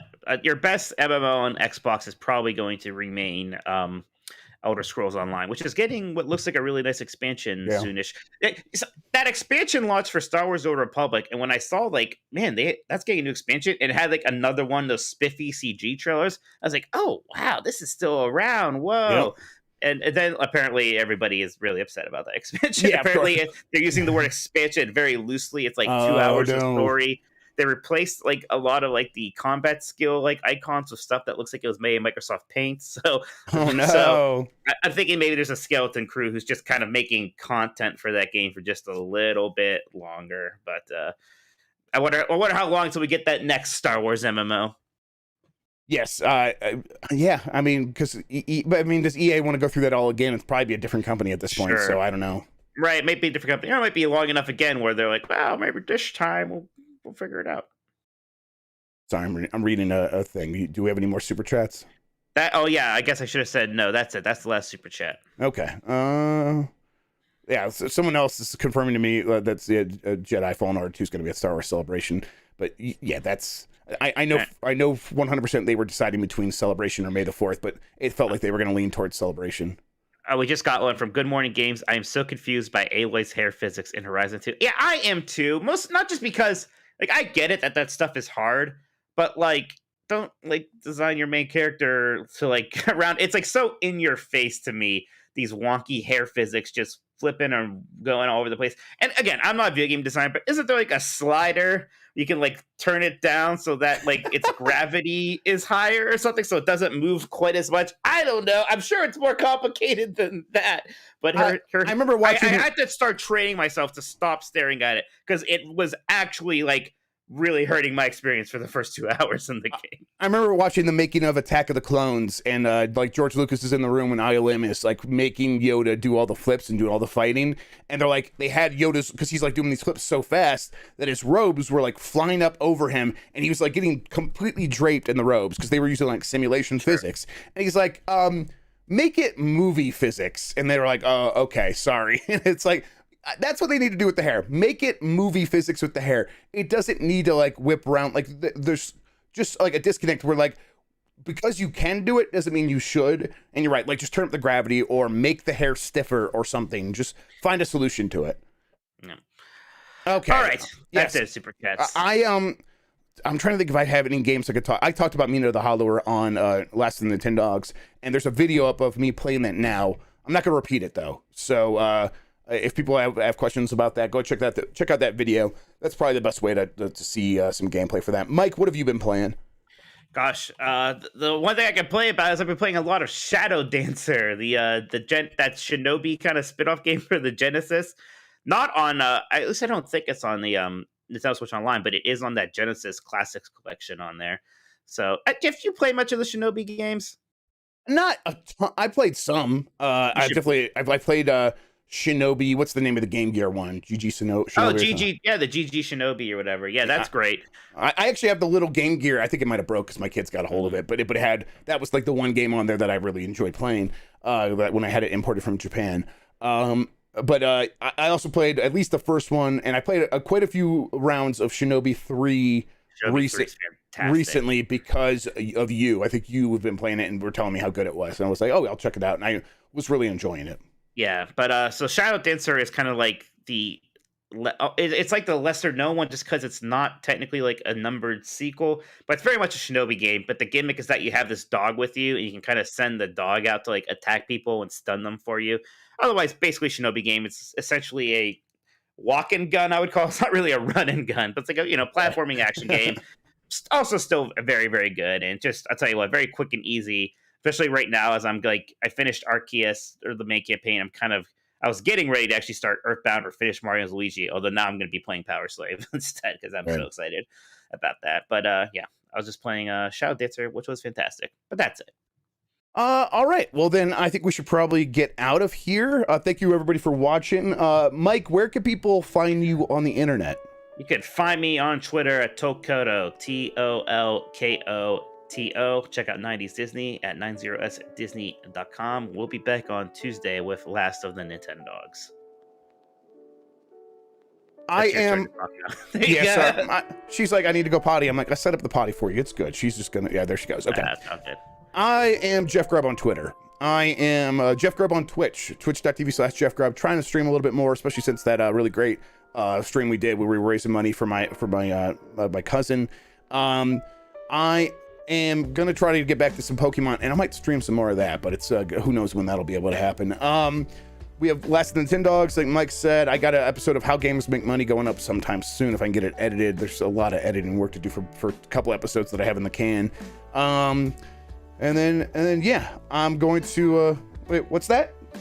Okay, she's crying. I'm gonna go help her get set up the potty. I'll be right back, everybody. You're not gonna be right back. We're done. I guess he is gonna be right back. All you do is say goodbye. We were so close. Now I have to awkwardly stay here a little bit longer, I guess. He's not quite done yet. How are you all doing? I don't want to play the flute because the thin whistle because the stuff's still playing. Improv ending. I don't want improv. I wanted to pee and go eat. I'm starving. I'm gonna start crying. Then Jeff will have to give me his attention again. Please play us out, Mike. No, I will not. How long? I hope this loop lasts a long time. I don't know when Jeff's coming back. River City Girls 0. I'll tell you what. It's no. You better be interested in River City Girls to play it. It certainly is no Streets of Rage, but it is really fun, and I just like seeing these older games finally localized. Jeff's back! I'm back. The music's still going. Yeah, I'm shocked. Say goodbye. Bye, everybody. We'll see you next time. Bye.